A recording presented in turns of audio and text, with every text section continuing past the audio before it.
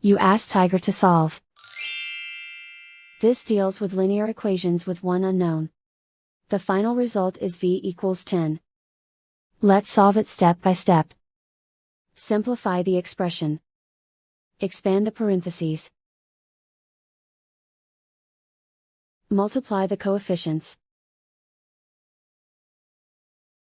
Simplify the arithmetic.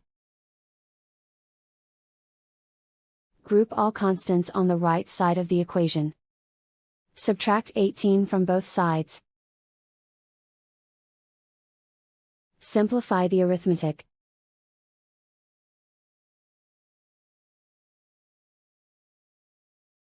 Isolate the k. Divide both sides by 8. Simplify the fraction. Find the greatest common factor of the numerator and denominator.